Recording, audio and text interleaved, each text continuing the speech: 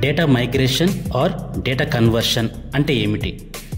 Legacy system నుండి డేటాని Oracle సిస్టంలోకి transfer చేసే ప్రాసెస్ని డేటా మైగ్రేషన్ లేదా డేటా కన్వర్షన్ అంటారు. యూజువల్గా డేటా మైగ్రేషన్ అనేది ప్రాజెక్ట్ గో లైవ్కి వెళ్ళడానికి ముందు చేస్తారు.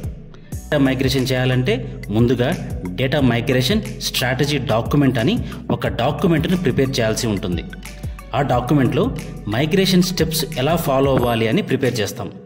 అందులో ఎప్పుడు డేటా మైగ్రేట్ చేయబోతున్నాము, ఎలా మైగ్రేట్ చేయబోతున్నాము, ఏ బ్యాలెన్సెస్ మైగ్రేట్ అవుతాయి, ఎంట్రీస్ ఏమేమి వస్తాయి, ఆ ఎంట్రీస్ ఇంపాక్ట్ను మనం ఎలా నలిఫై చేస్తాము అనే ఇన్ఫర్మేషన్ కంప్లీట్గా డాక్యుమెంట్లో ప్రిపేర్ చేసి మనం బిజినెస్కి ఎక్స్ప్లెయిన్ చేసి సైన్అప్ చేసుకుంటాము. డేటా మైగ్రేషన్ చేసినప్పుడు ఆ రోజు వరకు బ్యాలెన్సెస్ అన్నీ ఓల్డ్ సిస్టంలో స్టోర్ అవుతాయి.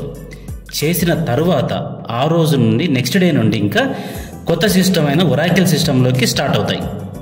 డేటా మైగ్రేషన్ని లెగసీ నుండి ఒరాకిల్ సిస్టంలోకి ఒకేసారి ట్రాన్స్ఫర్ చేయరు, ఫేజెస్ వైజ్ డివైడ్ చేసి ట్రాన్స్ఫర్ చేస్తారు.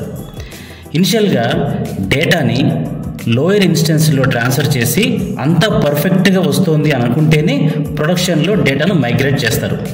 ఇలా డేటా ట్రాన్స్ఫర్ చేసినప్పుడు చిన్న చిన్న ఇష్యూస్ వస్తూ ఉంటాయి.